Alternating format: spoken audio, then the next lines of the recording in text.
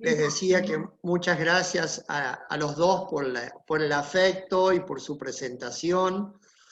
El agradecimiento por permitirme participar en este ciclo de charlas hacia la comunidad universitaria, por supuesto hacia el Departamento Académico de Ciencias Humanas de la Educación, en nombre de su decano, el magíster Gustavo Cosman, y de su subsecretaría, José María, y la gente que trabaja con él, y también a la subsecretaría de posgrado del rectorado, en nombre de su subsecretaria, a la doctora Leila Torres, a María Belén Toledo y al equipo de trabajo, y también a la subsecretaría de graduados, en el nombre de la licenciada Cristina Uriarte. En este momento, yo en esta conversación, que espero que sea amena o que al menos los atraiga, quiero aprovechar la oportunidad para compartir con la comunidad universitaria algunos conceptos sobre las características de este visitante inesperado y sobre las acciones realizadas desde la universidad y desde su hospital escuela para poder cumplir con una de las funciones sustantivas que tiene la universidad, que es la vinculación con la sociedad, y para dejarlo expresado también en registros públicos como este. También agradecer a la doctora Roxana Cairala y al licenciado Darío Fajardo, quienes compartieron esta presentación conmigo. Explicarles en una introducción que la palabra virus viene del latín veneno. Los virus tienen dos fases en su ciclo de vida. Una fase fuera de la célula viva, en la que son partículas inertes, y otra dentro de las células, donde usan sus vías metabólicas para su perpetuación o destruyéndolas y llevándolas a la muerte. SARS-CoV-2 es el nombre técnico del COVID-19. Es un virus sin fronteras, con una alta virulencia, que es la capacidad de producir casos graves o fatales. En momentos excepcionales como este se debe responder en forma excepcional. Ante lo imprevisible, en la provincia de La Rioja, la meta fue trabajar en forma coordinada y en red para enfrentar a la pandemia del virus y a la pandemia del miedo. El día 26 de febrero comienza el diálogo entre el rector de la Universidad Nacional de La Rioja y el ministro de Salud de la provincia de La Rioja, que determina la designación del Hospital de Clínicas como el hospital de elección para el aislamiento hospitalario de las personas sospechosas de coronavirus. El 3 de marzo se interna el primer paciente sospechoso de coronavirus en el país, en la ciudad de Buenos Aires. La estrategia anticipatoria y en red que eligió la provincia de La Rioja posibilitó internar 48 horas después, el día 5 de marzo, a un primer paciente, y 48 horas después de este al segundo, en un hospital de clínicas con su personal capacitado y con un protocolo propio. En este encuentro podremos apreciar el compromiso de muchos actores de la universidad y del hospital con conciencia y sensibilidad social, pero hacia la comunidad universitaria el propósito también es reflexionar en conjunto lo sucedido como momentos enseñables, aquellos que ayudan a los académicos a analizar viejos y nuevos conceptos para educar en el futuro. El virus. La palabra virus viene del latín venenum. Los virus no son células vivas, son partículas inertes.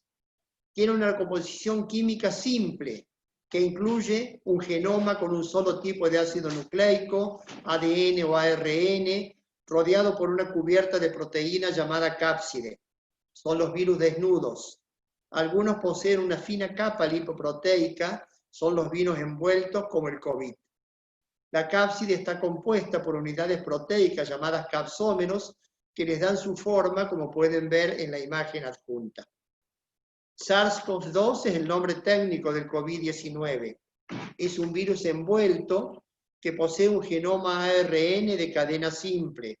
Es esférico, sus capsómeros le dan forma de corona, adopta una estructura helicoidal como un tubo hueco con el ARN dispuesto en espiral en el centro, un pequeño número de proteínas que forman la cápside y una fina capa lipoproteica. Algunos definen a los virus como muertos vivientes. Fuera de las células son partículas inertes que necesitan de un ser vivo para sobrevivir. Al ser absorbido por la mucosa ocular, nasal o bucal, el ácido nucleico es la parte infectiva. Cambia el código genético de las células y desplaza el genoma celular, lo que determina su destino, la integración de la célula o la muerte celular. Por eso es que, al no ser un organismo vivo, no se lo mata, se lo desintegra. Es muy frágil. Su fina capa de grasa se destruye con el lavado correcto de manos, con agua y jabón, y al disolverse, la molécula de proteína se dispersa y se destruye sola. El alcohol, a más del 65%, disuelve la capa externa del virus. Una mezcla de hipoclorito diluido y la luz ultravioleta desintegran la proteína desde adentro. Los bactericidas no sirven porque no es una bacteria, no es un ser vivo. Es un virus de alta contagiosidad.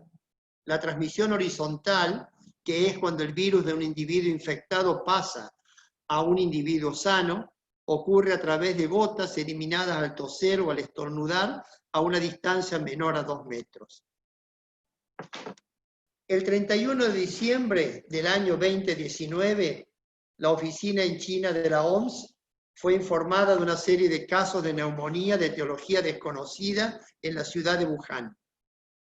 En el mes de enero se logró aislar el agente etiológico productor de la enfermedad, el SARS-CoV-2. El día 11 de marzo del año 2020, cuando la infección alcanzaba 118.319 casos en un total de 130 países afectados en el mundo, la OMS la caracterizó como una pandemia. En la provincia de La Rioja, durante el mes de febrero, comienza el diálogo entre el rector de la Universidad Nacional de La Rioja y el ministro de Salud de la provincia, que se concreta con la designación del Hospital de Clínicas de la UNLAR como el centro de referencia de la provincia de La Rioja para la internación hospitalaria de las personas sospechosas de COVID-19. Confirmada esta designación, el equipo de salud del hospital desarrolló un protocolo de internación hospitalaria propio, basado en las normativas nacionales, y definió al área hospitalaria elegida como zona de aislamiento en el servicio de clínica médica y al recurso humano destinado a la misma. Una zona formada por 3 habitaciones equipadas con oxígeno, doble cama, teléfono y aire acondicionado, totalmente aislada del resto del hospital y con ingreso externo para los profesionales y ambulancias. Se eligió el equipo profesional para el área, capacitado y equipado con las medidas de protección adecuadas según protocolo. Al mismo tiempo comenzamos con capacitaciones sobre el protocolo al personal de todas las áreas del hospital. Y luego el equipo de salud del hospital desarrolló jornadas informativas sobre COVID a docentes y no docentes de la universidad, que culminaron con la conferencia del profesor doctor Hugo Pizzi. Esta conducta anticipatoria fue la que permitió que el hospital y el sistema de salud de La Rioja estuvieran preparados para la internación del primer paciente sospechoso de coronavirus el día 5 de marzo, 48 horas después de la internación del primer caso sospechoso del país, y a un segundo paciente sospechoso 48 horas después. Los miembros del equipo de salud del hospital somos personas de carne y hueso, capacitados, a quienes la vida nos puso inesperadamente frente a un virus, a un enemigo invisible, devastador. Nosotros tuvimos y tenemos temor y angustia ante lo desconocido.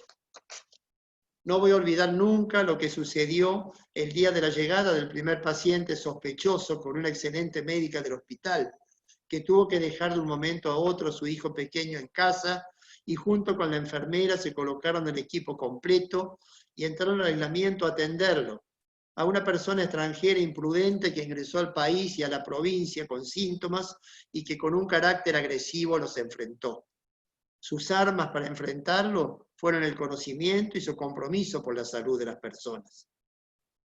Porque un hospital no es un quirófano o una terapia intensiva, Un hospital son las personas que cumpliendo distintos roles participaron día a día en un trabajo contra el tiempo para dejarlo en condiciones, siempre acompañados desde la universidad por su rector, por las personas de la Secretaría General y de las subsecretarías de Infraestructura y de Seguridad de Higiene. El aporte continuo realizado en el hospital por el gobernador y desde el Ministerio de Salud de la provincia fue esencial, tanto en personal capacitado que se integró al del hospital, como en obras, equipamientos e insumos esenciales para ese crecimiento. Esto permitió el crecimiento continuo del hospital y se definió como áreas críticas principales al internado de clínica médica, para la internación hospitalaria de los casos moderados y a la unidad de terapia intensiva para la internación hospitalaria de los casos graves, como áreas anexas a la Guardia Central y quirófanos y como equipos de soporte a los servicios de diagnóstico por imágenes, laboratorio, farmacia hospitalaria, central de esterilización, economato, nutrición y limpieza hospitalaria.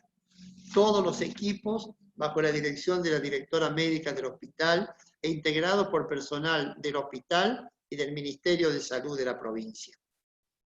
El internado de clínica médica está formado por 3 áreas de aislamiento independiente de 6 habitaciones cada una, un total de 18 habitaciones equipadas con doble cama, baño independiente, televisor, oxígeno central, con adaptación de paneles para 2 respiradores en cada habitación, para transformarlas, de ser necesario, en unidades de terapia alternativa, aspiración central, sistema central de control por videocámaras e intercomunicadores. Además, un área operativa para ingreso independiente del personal de salud, con los equipos de protección requeridos según protocolo, pasillos con lavamanos con sensores de aproximación y con ingreso independiente desde el exterior a través de una dársena para aparcamiento de ambulancias, lo que totaliza 36 unidades para pacientes con sintomatología moderada. La unidad de terapia intensiva del hospital consta de 9 unidades completas con respiradores de última generación, monitores multiparamétricos, bombas de infusión continua, área de monitoreo central con jefes, coordinadores y personal médico, de enfermería y de fisioterapia del hospital y del Ministerio de Salud de la provincia. La guardia central es una guardia de 24 horas para pacientes con sintomatología febril respiratoria, con 4 consultorios, zona de triage para enfermería, shock room y 8 camas para internación abreviada con oxígeno central, que en caso de necesidad pueden sumarse a las camas del internado. Los quirófanos están habilitados para la atención de pacientes COVID que requieran intervenciones de urgencia según protocolo. Los equipos de soporte comprenden a los servicios de diagnóstico por imágenes, laboratorio central, farmacia hospitalaria, central de esterilización, economato, limpieza hospitalaria con todo su protocolo, nutrición, seguridad, higiene y vigilancias. Para los pacientes con sintomatología leve se incorporaron 70 camas más, en 2 módulos donados por una empresa privada instalados en el exterior del hospital con 10 camas cada uno, 2 carpas exteriores para 30 camas más y 20 camas en el interior del hospital en consultorios adaptados a salas de doble cama y en un aula. En estos 3 meses, de una zona de aislamiento de 3 habitaciones, el hospital pasó a disponer de 120 camas adaptadas para todas las complejidades. Quizás aburra con esto a los que no están en la parte hospitalaria, pero como va dirigido a toda la comunidad universitaria, creo que es correcto que todos sepamos con qué hospital contamos y con qué hospital vamos a contar de acá en adelante. Otros 2 espacios esenciales para enfrentar al enemigo invisible fueron el laboratorio de biología molecular. Se acondicionó el área con un equipo para la realización de la técnica de PCR, reacción de polimerasa en cadena para la detección del virus, más una campana de seguridad biológica, ambos pertenecientes a la universidad, y así se constituye en el hospital el centro de la provincia de La Rioja para la detección del virus, con personal de la universidad y de la provincia, lo que ha permitido agilizar el protocolo de un caso sospechoso en menos de 24 horas, para decidir el alta si es negativo o la permanencia en el hospital si es positivo, siguiendo el protocolo. También la dinámica de la situación nos sugirió la creación del Centro Hospitalario de Seguimiento e Investigación Universitario. Es un equipo interdisciplinario integrado por licenciadas en terapia ocupacional, trabajo social, psicología, fonoaudiología, comunicación social, enfermería y médicos, con seguimiento online de los múltiples aspectos que pueden haber afectado a los pacientes y a sus familias, y con un control clínico integral en consultorio posalta. Desde el día 5 de marzo a la fecha se han internado en el hospital cerca de 60 personas, que fueron atendidas y que son seguidos junto con sus familias en sus domicilios por el equipo de seguimiento posalta. El Hospital de Clínicas, sostenido por la Universidad y por el Ministerio de Salud, debió enfrentar una situación inédita para el país y para el mundo, ofreciendo al sistema de salud de la provincia una institución y un equipo humano calificado para enfrentarla. En el hospital no ha habido tregua. El visitante inesperado nos colocó sin saberlo en un lugar y en una circunstancia determinada, que nos obligó a desarrollar la fortaleza mental para actuar serenamente, en forma coordinada y con capacitación permanente. ¿Cómo seguimos? La evolución de la cuarentena depende de la evolución de los contagios. La situación debemos seguir controlándola, tranquilos pero atentos. La clave es la vigilancia, seguimiento del paciente sospechoso y su recorrido, testeo y aislamiento del paciente y de su grupo de contacto. El de ahora es un ciclo de gran responsabilidad individual. Hay que ir día a día. No se puede evitar el aumento de casos. Puede aumentar, como sucede y sucedió en todo el mundo. La situación puede parecer en un momento dominada, pero se puede escapar. El aislamiento y el distanciamiento debe ser visto desde la comprensión y no desde el miedo. El COVID tiene una explosión exponencial. El Rho es el número que indica la velocidad de propagación del virus. Lo ideal es un número de 1 o por debajo de 1. Es decir, que una persona contagia a una persona más. Pero la velocidad de este virus es a escala geométrica. Si se aproxima a 2, esa persona contagia a 2 personas. Los 2 a 4, las 4 a 16, los 16 a 32 y se produce el brote. Recién el presidente de la Nación, de visita en La Rioja, comentaba que de una zona con alta densidad de virus se está salpicando el país con manchas en distintos puntos. Pero ese número Rho debe mantenerse al menos 3 a 4 semanas en 1 o en menos de 1 para pasar a otra fase. Por eso seguimos en esta fase. La aparición de un nuevo caso implica el seguimiento de su ruta epidemiológica. Si se reduce a un conglomerado de personas, esto no implica dar marcha atrás. Pero hay amenazas coexistentes, el transporte, con el posible desplazamiento de personas de zonas de circulación viral a otras que no la tienen o no la tuvieron. Las personas con enfermedades coexistentes, las enfermedades respiratorias estacionales constituyen riesgos. Al virus se lo puede controlar, pero no se lo puede eliminar. Flexibilizar la cuarentena es un ejercicio de alto riesgo. Junio es el mes más difícil por el aumento de casos en zonas de gran densidad de población y por la posible llegada de un paciente portador. Pero si se liberan las actividades, siempre se puede hacer marcha atrás. Se debe tener máximo cuidado con las personas de riesgo, los geriátricos y el personal de salud.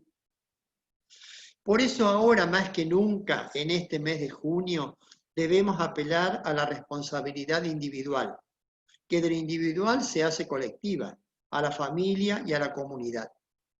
Debemos apelar a la sensibilidad social del ciudadano, porque esto lo hacemos todos juntos. Yo creo que la comunidad de La Rioja en estos 3 meses ha entendido y se ha comportado muy bien. Sigámoslo haciendo así. Para este virus aún no hay medicación antiviral y no hay vacunas. Las esperamos, pero vacunas accesibles para todos. Las armas ahora son el distanciamiento individual y social, el lavado frecuente de manos y el uso de barbijos. Decíamos en la introducción que la propuesta hacia la comunidad universitaria es analizar lo sucedido como momentos enseñables. Momentos enseñables son aquellos centrados en lo educativo y que ayudan a los académicos a fijar los conceptos, pero con nuevas comprensiones y con nuevas formas de relacionarnos. Esto significa analizar esta llegada del visitante inesperado para buscar juntos el camino de regreso, porque formamos parte de un todo, pero con nuevas comprensiones sobre el modelo de la universidad que queremos y su vinculación con la sociedad, y con nuevas formas de educación, donde cada estudiante encuentre la comprensión a su lenguaje, como dice Francesco Tonucci, ante modelos que pretenden uniformar. Asumir la responsabilidad, pero pensando en el futuro, para decidir qué vamos a hacer después, porque un institucional se defiende con más institución. Debemos aprender a valorar lo que tenemos, entender que hay una conciencia individual y una conciencia colectiva que reflejan lo responsable que puede ser por uno mismo y por los demás. También nos lleva a reflexionar sobre nuestra postura ante la vida. Vimos que los virus para sobrevivir deben parasitar a un ser vivo. ¿No será el ser humano una especie de virus que parasita a otro ser humano para destruirlo? La lucha contra el visitante inesperado se transformó en una gran lupa, que al aumentar la imagen permite ver lo que pasaba desapercibido. Nos permitió a nosotros desde el hospital ver en la comunidad universitaria cierta falta de sensibilidad o críticas desde posiciones con poco compromiso, intolerancia que pueden comprometer lo institucional. Pero también, en contraposición a esas actitudes, el aislamiento en los hogares llevó a un ritmo más sereno, que incluyó el diálogo con los seres queridos, a suavizar las formas, ocuparse de temas profundos que incluyan el compromiso con la educación de sus hijos, para frenar esa carrera a ninguna parte y para decidir a dónde iremos después. En las personas, incluyendo las de la comunidad universitaria, están instalados sentimientos de tristeza, de agobio, de ansiedad y de desborde, que es necesario comprender y considerar. Ante ello, y uso aquí términos del licenciado en psicología Martín Tourn, en reuniones en el hospital, debemos sostener nuevos estilos de comunicación, donde es necesaria la ventilación emocional, devolviendo el control emocional a cada miembro de los 4 estamentos. Eso incluye una escucha activa, con un lenguaje suave pero firme sobre las responsabilidades compartidas. Más ciencia y más solidaridad. Estamos viviendo en una nueva era, aún sin nombre, y transcurrimos la posmodernidad, caracterizada por la revolución tecnológica y el surgimiento de nuevas tecnologías digitales. La pandemia ha acelerado el uso de esas tecnologías por parte de docentes y estudiantes, pero debemos entender que a esa tecnología, que es valiosa, que es imprescindible, hay que humanizarla.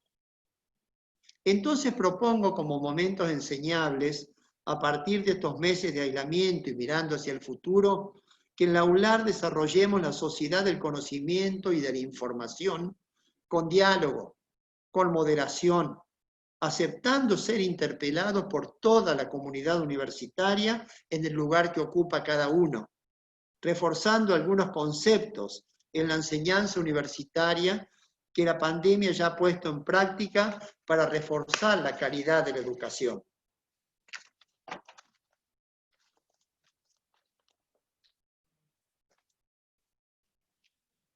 Una educación integral, activa y creadora, que integra la educación presencial con la educación virtual.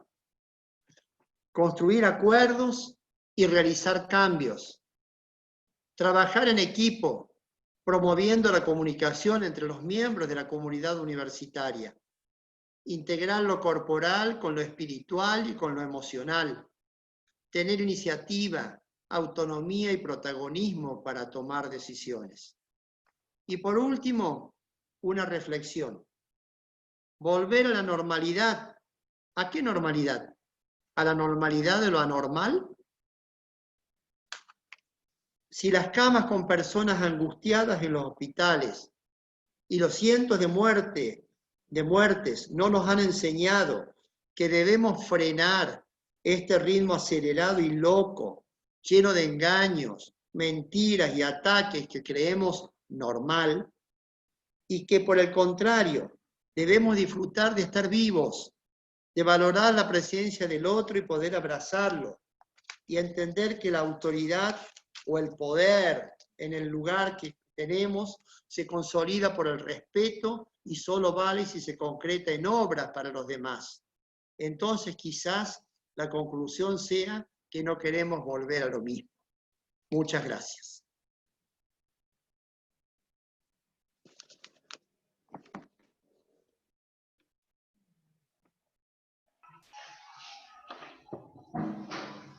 Muchas gracias, doctor. Muchas gracias por la charla, hermoso, la verdad. Muy completo todo lo que nos comentó. Y la verdad es que nos hace reflexionar sobre toda esta última parte que usted decía, ¿no? Cómo la universidad ha podido responder a este contexto de emergencia, y me quedaba con esto de los momentos enseñables, ¿no? En lo particular, y en esto de volver a la normalidad, pero ¿qué es la normalidad ahora? Entonces me parece muy linda la charla. Nos están llegando, bueno, felicitaciones para usted por la charla. Excelente, doctor, felicitaciones. Nos están llegando los comentarios. No sé si alguien tiene alguna pregunta que pueda hacerla por el chat. Reiteramos la modalidad de la charla. Bueno, ahora ha concluido su exposición. Muchísimas gracias, Daniel. Muy interesante todas las reflexiones y sobre todo muy inquietante todas las preguntas que nos deja para esta tarde. Bueno, nuestra compañera Belén Toledo va a recoger todas las preguntas, las inquietudes que ustedes quieran transmitirle al doctor. Les pedimos que por favor las escriban en el chat, así podemos hacer una charla más organizada.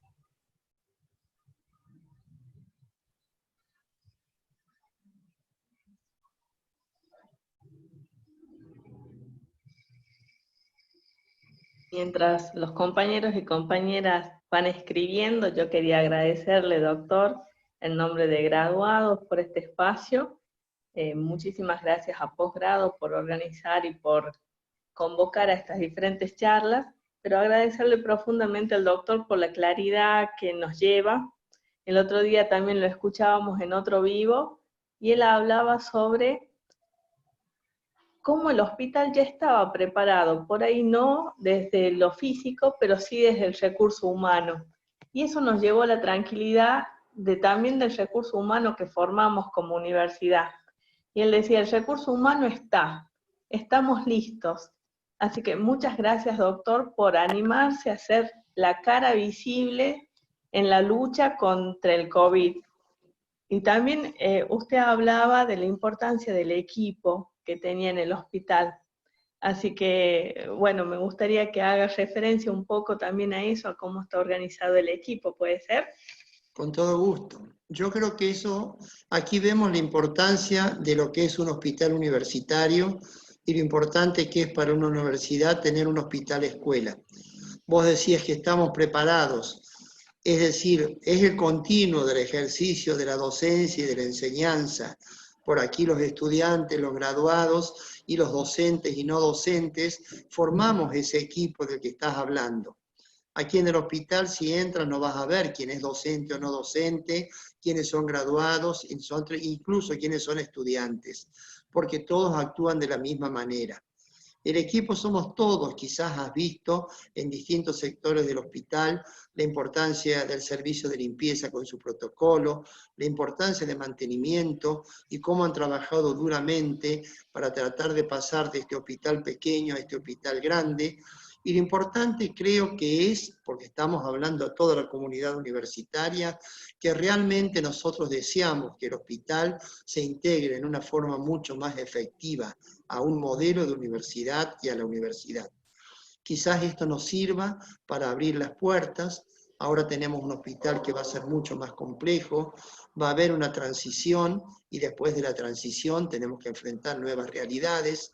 Tenemos que enfrentar a un sistema de salud sobre el cual podemos hacer algunas reflexiones o preguntas que ustedes quieran hacer, y creo que este ejercicio le ha servido al hospital para estar dispuesto y estar preparado para hacerlo.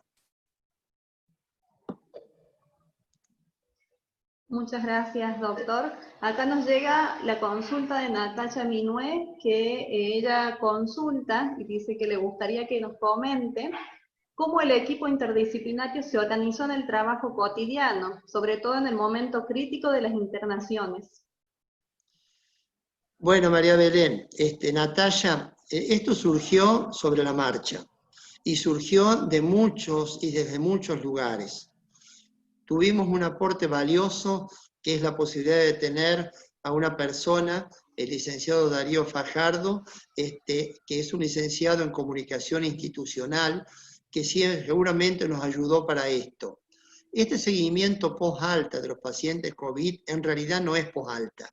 En realidad comienza con la comunicación con el paciente cuando estaba internado y aislado. Tenemos muchas anécdotas para comentar. Hemos tenido pacientes, no videntes. Hemos tenido otros pacientes que no podían valerse por sí mismos y que necesitaban tener un acompañante que tercerizaba la comunicación. Al estar aislados, tuvimos que establecer un sistema de comunicación interno con esos pacientes y con las familias. Y después vimos que al salir esos pacientes muy queribles de parte nuestra, quizás han visto videos del paciente o los pacientes cuando se iban del hospital, con aplausos de ellos y de las enfermeras. Es decir, que ese paciente iba, pero iba con una carga de angustia muy fuerte, y a partir de eso se generó, yo no te voy a decir que fue de un solo lugar, fue de muchos lugares, pero la idea fue una idea que surgió durante estos 3 meses y que realmente es una idea que no la hemos visto en otros centros hospitalarios del país desarrollarse de otra forma. El abordaje tiene que ser múltiple porque los problemas son múltiples, la complejidad es múltiple. Hay problemas de inserción laboral, como seguramente Natalia te interesa mucho, y están trabajando muchísimo en esa inserción laboral del paciente y de su grupo familiar. Hay problemas psicológicos profundos, con muchos problemas que el licenciado en psicología y su equipo los están abordando. Hay problemas también formatológicos. También trabajo social están trabajando fuertemente para tratar de hacer un abordaje social de esta problemática, porque sin duda que esto afecta a lo social. Y así enfermeras, médicos y un grupo sigue trabajando en conjunto. Se ha buscado un lugar físico en el hospital que no existía, se ha hecho un protocolo que no existía, se ha presentado ante la universidad ese protocolo y la creación de este centro, y estas más de 60 personas que ya han pasado por el hospital están siendo acompañados por ellas. Y en el momento adecuado tenemos preparado en el sector de guardia un consultorio post-alta al que pueden llegar para hacer una valoración clínica integral.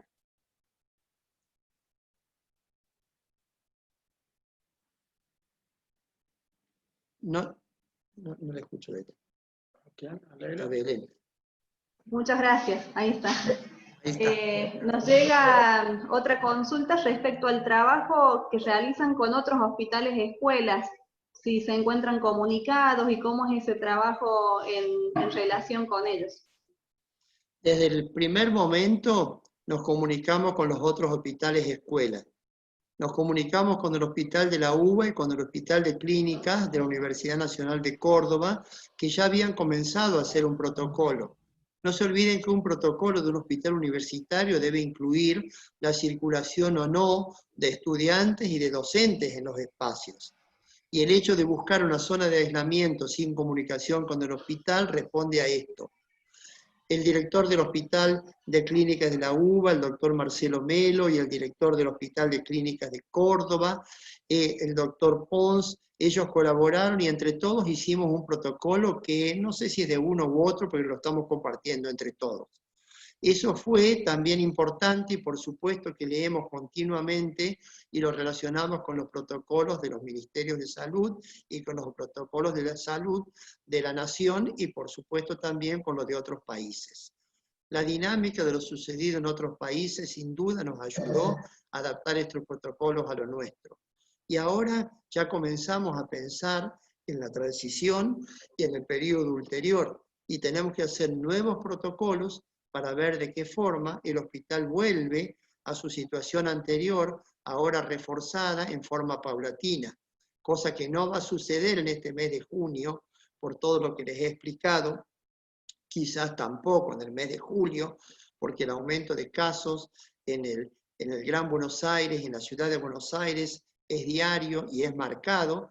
Entonces quizás tenemos que hacer una vigilancia activa, pero ya estamos preparando los protocolos y las condiciones para volver al hospital a su situación habitual. Perfecto, doctor, muy claro. Otra pregunta que nos llega de Héctor Alejandro, que él consulta cuál sería la tarea inmediata de nosotros los docentes como, con respecto a los alumnos. Yo puse en una de las partes, quizás lo viste María Belén o Héctor quizás lo viste, que en esta posmodernidad y con este desafío, el desafío es ver ahora cómo sumamos lo virtual a lo presencial. Lo presencial va a volver, en algún momento va a volver. Lo virtual es lo que ha dominado el escenario en este tiempo, pero una relación docente-alumno virtual que yo lo entiendo, al menos yo lo entiendo, como una herramienta para continuar estimulando la situación mental de los alumnos de todas las carreras, para seguir manteniendo la comunicación posible con el docente, sin pensar en evaluaciones, en notas, en calificaciones, en parciales, sino valorando en ese contacto la posibilidad de seguir manteniendo el contacto con los conocimientos. Y si no es así factible, porque la posibilidad de la comunicación virtual no lo permite, siempre tenemos que pensar en el autoaprendizaje. Nosotros tenemos que estimularlos individualmente. El desafío de todos nosotros en la universidad es que terminamos formando profesionales. Es decir, y eso significa un compromiso muy grande. Significa ser profesional y profesar una actitud hacia las personas, que no solamente es conocimientos, sino que también es valores y es actitudes. Creo yo que se puede hacer mucho en esta etapa sin estar sujetos a presiones de notas o calificaciones, que tenemos que pensar en la transición, sobre todo en carreras o situaciones que existen o necesitan una práctica para poder llegar al resultado final, y que tenemos que también protocolizar lo que va a suceder cuando realmente ya podamos volver a una normalidad, ¿no es cierto?, que va a significar la posibilidad de hacer actividades prácticas en los tramos finales de cada carrera. Yo creo que si nos sentamos, dialogamos, conversamos, y esto no es un problema nuestro, esto lo están hablando todas las universidades del país, a través del CIN y a través de otras instituciones, para ver de qué forma podemos hacerlo. Muchas gracias, doctor. Aquí el decano Kaufman nos deja una reflexión muy interesante, teniendo en cuenta el hilo conductor de su charla, ¿no? Con reflexiones tan profundas, tan ricas. Él menciona este interjuego que existe entre la salud y la educación como derecho, ¿no? Que hoy parece que la educación se encuentra subordinada a la salud. Pero pensando, ¿no?, esta tensión, este título que le pusimos al ciclo de charlas justamente por eso, ¿no?, estas tensiones que genera este visitante inesperado, Él consulta, ¿no? Desde este vínculo profundo entre salud y educación como derechos, ¿cómo imagina usted a nuestro hospital de clínicas en la denominada post-pandemia? Quizás también podemos escucharlo primero a él, a ver sus reflexiones sobre esta relación de salud y educación, y después con todo gusto le doy las mías. Bueno, gracias Daniel. La verdad que a medida que te escuchaba recordaba también tantas charlas que hemos tenido Así en es. este sentido, ¿no? A veces en la soledad de algún café, compartiendo algún café o un té en realidad, porque vos tomás té, que conversábamos tanto el tema y la vinculación entre la educación y la salud, y pensaba justamente, y eso lo decimos, ¿no? El hospital de clínicas, escuela y de clínicas, ¿no? Es como que es una institución que sintetiza precisamente el vínculo tan profundo, y que sé que para vos en lo personal es tan profundo en tu vida, ¿no? Cuando unís la salud y la educación, porque sos un profesional de la salud, pero sos un educador, ¿no? Por lo menos así te entendemos. No, y preguntaba eso, también hablábamos del rol digo, por ahí la pandemia generó en lo inmediato y en la coyuntura que hoy el hospital de clínicas, bueno, se vea fortalecido, al menos en su estructura, ¿no? Con el aporte que vos mencionabas del ministerio y demás. Entonces, y con esta idea de que el hospital de clínicas se inserte en una red sanitaria nacional y provincial. Entonces, desde ese lugar pensaba, bueno, qué mirada, ¿no? Como equipo de trabajo del Hospital de Clínicas, si bien estamos por ahí atendiendo la coyuntura, por ahí mirar a futuro es complejo, pero ¿cómo crees que se puede seguir proyectando aún más de lo que ya el Hospital de Clínicas viene haciéndolo, tanto en materia de salud, ¿no? O tanto en materia sanitaria como en materia educativa, en relación a los aprendizajes seguramente que esta pandemia nos va a dejar? Me parece muy, muy, muy buena la reflexión y la mirada, y yo te digo cuál es el pensamiento del equipo de salud del Hospital de Clínicas. Nosotros creemos que se viene con esta experiencia una salud comunitaria y una salud social. Nosotros creemos que el hospital no puede estar aislado, que debe estar inserto en una red que no es solamente hospitalaria, porque muchos de nosotros sostenemos el primer nivel de atención y la atención primaria de salud. La realidad nos ha colocado en este lugar, en este momento. La red tiene que ser con la provincia y con las instituciones de salud de la ciudad y de toda la provincia. Pero la universidad trabaja y actúa en red. La universidad tiene 5 sedes y tiene 4 delegaciones. Entonces, esa mirada de la red que abarca lo provincial también debe abarcar lo universitario. El hospital debe integrarse en esa red con los otros efectores de salud de la provincia. Esa es una red en el área provincial, pero una red que debe llevarnos a los profesionales del hospital, a los graduados, a los estudiantes, al primer nivel de atención, que no es el centro de salud, es la casa, es la familia. Tenemos que salir como universidad y buscar una forma de llegar a ese nivel en toda la provincia de La Rioja. Lo podemos hacer a través de las sedes y delegaciones. Nuestra idea de hospital es brindar un hospital en la universidad para la ciudad capital, pero también para las sedes y delegaciones, con turnos programados, con fecha, día y hora, para que las personas de esas zonas puedan venir hacia el hospital si lo necesitan. Pero también en la ciudad creemos que el hospital debe ocupar un lugar con un área programática. Está situada en un lugar estratégico dentro de la ciudad de La Rioja y puede relacionarse con centros de salud del área para hacer también actividades en terreno. Un hospital universitario no es un hospital de la carrera de medicina. Un hospital universitario es para la carrera de trabajo social, para las carreras humanas, para psicopedagogía, para las carreras de laboratorio, bioquímica, farmacia. Todas esas carreras deben tener un componente central y un componente periférico. La red con los hospitales y escuelas nos permite abarcar el otro futuro.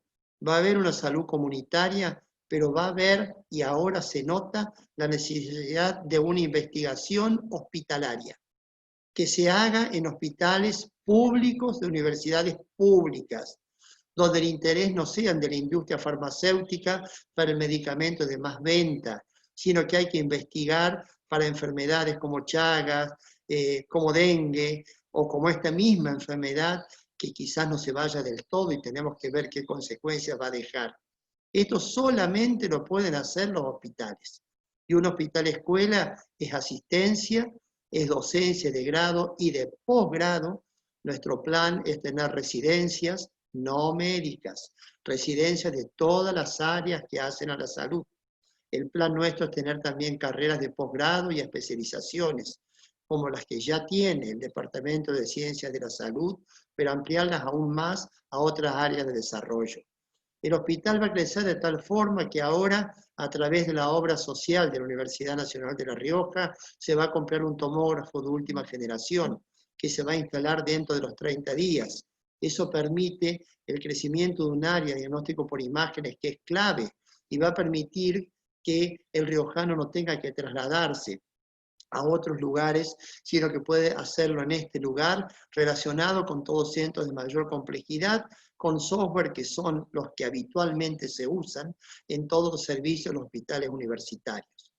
El desafío con la nación es ir quizás a un modelo hospitalario tipo SAMIC, que es un modelo en el cual los fondos llegan del Ministerio de Educación a través de la universidad, pero también del Ministerio de Salud, y eso complementa las necesidades del hospital.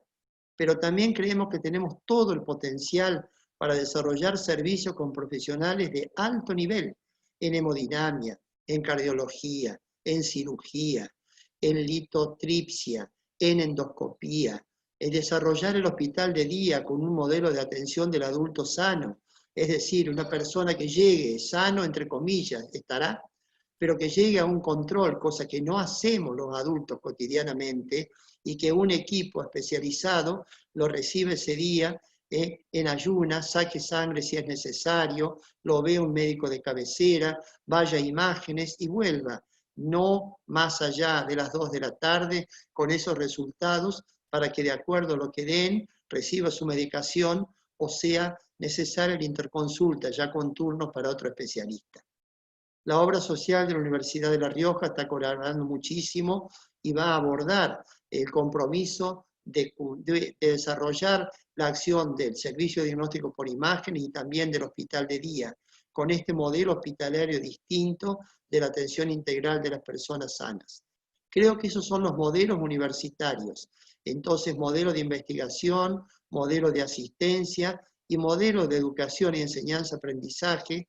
Yo los invito, que nosotros los invitamos desde acá, realmente y sinceramente a los profesores titulares de todas las asignaturas, de todas las carreras, de toda la universidad, a que se acerquen al hospital, tienen este hospital, y que vean el trayecto de la práctica final de las carreras, pueden realizarlo en este hospital que ya va a estar en condiciones de recibirlos, tanto por el factor humano como por el factor físico y tecnológico. Muchas gracias, Daniel. Al contrario. Muchas gracias. No sé si hay alguna otra pregunta, mientras esperamos a ver si hay alguna otra consulta. Le voy haciendo llegar, doctor, las felicitaciones de muchas personas que nos están escribiendo al chat, bueno, ponderando la claridad de la charla, la importancia de sus expresiones tan cálidas, tan humanas, bueno, agradeciendo la invitación a participar. Le llegan saludos de muchas personas que trabajan en el Hospital de Clínicas. Estoy leyendo acá desde el área de quirófano central. Muchas gracias. Muchas felicitaciones le están llegando. No sé si hay alguna otra pregunta.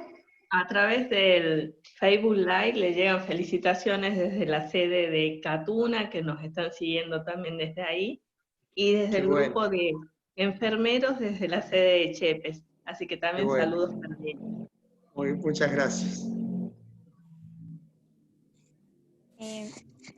Doc, quisiera que, bueno, que ya que mencionaste la carrera de comunicación, que bueno, muy bien nos está representando el colega Darío, que bueno, Así es. se ha armado esta unidad de comunicación institucional en el hospital, que es un área que venimos siempre los comunicadores y las comunicadoras pidiendo, solicitando, porque bueno, la comunicación es transversal, debe pensarse la política, la gestión, la administración, también desde esa perspectiva de la comunicación, siempre pensada desde los derechos humanos.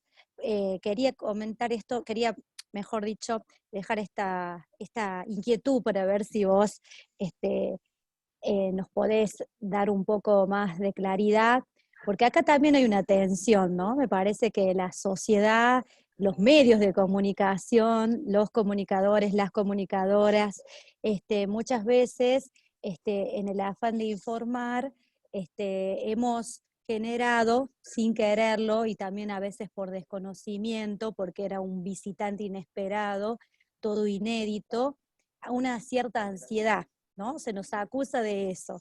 Digo, ¿cómo ustedes los médicos, el cuerpo técnico, el equipo médico, tratan de alguna manera de mediar y de equilibrar entre esto de la salud y la fuerte presión que muchas veces ejercemos desde los medios de comunicación por querer saber, por querer conocer, por querer informar, y la clásica pregunta del cuándo termina todo esto, ¿verdad?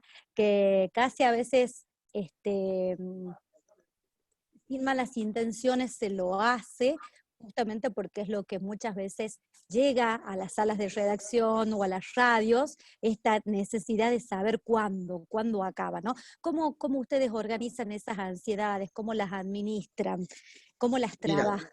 te contesto en dos aspectos. Las presiones y las preguntas son todos los días y a toda hora. Hoy la primera fue a las 5:40 de la mañana. Y se entienden, se comprenden.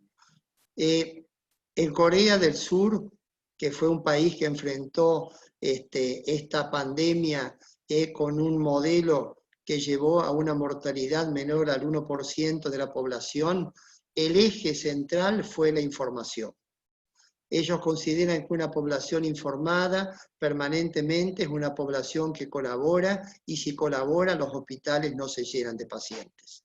Es decir, que yo creo que la información es imprescindible y nosotros intentamos que siempre fuera una información directa, seria, veraz y sobre hechos consumados.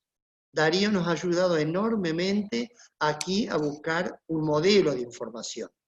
Nosotros tenemos dos tipos de información que quizás la has valorado. Uno que es el informe diario de lo que sucede en el hospital.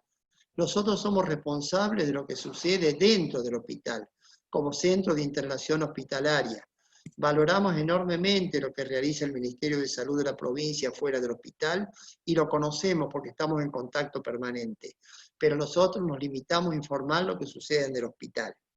Esa información siempre ha sido veraz y todos los días, ya porque el número del comunicado va a 69, 70, casi 70 comunicados diarios informando claramente lo que sucede con cada persona. Siempre persona, sin nombre y apellido, ¿no es cierto? Nosotros sí lo sabemos y sabemos toda su historia de vida, pero informamos claramente lo que sucede. Pero al mismo tiempo, a la comunidad universitaria, siempre comunicados y conectados con la comunicación central del rectorado, siempre hemos ido adelantando todo esto que es sintetizado quizás en forma muy concreta de cómo ha avanzado el hospital en cada aspecto. Y lo hacemos no para mostrar las obras, sino para mostrar que cuenten y se queden tranquilos, que en este momento tenemos un hospital de 120 camas, con las 3 complejidades, con el personal capacitado para poder recibir, ojalá que no, a un mayor número de pacientes si es necesario. En eso creo que fue central la comunicación y la idea de una comunicación hospitalaria que hace mucho que estamos pidiendo, afortunadamente se ha concretado. Y para adelante, Leila, creo que va a ser más importante todavía, porque nosotros queremos que se acerque la comunidad universitaria al hospital. En este momento no se puede hacer, de acuerdo, Por eso te hablaba del momento actual, de la transición y de lo que viene después. Sí, coincido. Excelente, doctor. Bueno, no sé, Belén, si hay más preguntas para ir cerrando la charla. Ya no hay más preguntas, pero siguen las felicitaciones, así que Bueno, muchas gracias. realmente muy, muy linda la charla, doctor. Bueno, Le muchas llegan muchas gracias. felicitaciones, cariños, afectos, así que bueno. Bueno, muchas gracias, Belén. Y muchas Sí, gracias a todos. Y gracias por la invitación. y también Gracias, es muy, Gustavo. Gracias, Leila y Piki, por la invitación. bueno, Doc, también para finalizar es muy importante también resaltar el rol de nuestros colegas, los medios de comunicación que también han puesto los ojos, todas las miradas en nuestro hospital universitario. Así que bueno, ustedes como vienen trabajando, así también lo vienen reflejando nuestros colegas y es muy importante transmitir tranquilidad a través de la información. Por último, ¿querés dejar algún mensaje para toda la comunidad universitaria, la sociedad que nos están siguiendo en las diferentes redes, en esta transmisión de esta charla Sí, del COVID-19? cómo no. El mensaje quizás, bueno, lo hemos visto, lo hemos recorrido un poco, lo más importante. Creo que el mensaje es tratar de buscar un estilo de vida individual y familiar y comunitario y como universidad, porque siempre estamos preocupados, ¿no? Años por cómo, qué pasa con la universidad pública, seguir pensando que la universidad pública es una institución clave en estos momentos del país para enfrentarlo. Pero tenemos que seguir y seguir trabajando para buscar un modelo de universidad que nos pueda comprometer a todos y donde los 4 estamentos podamos dialogar y participar, y de esa forma seguramente que el aporte que vamos a hacer en La Rioja y el país va a ser importante.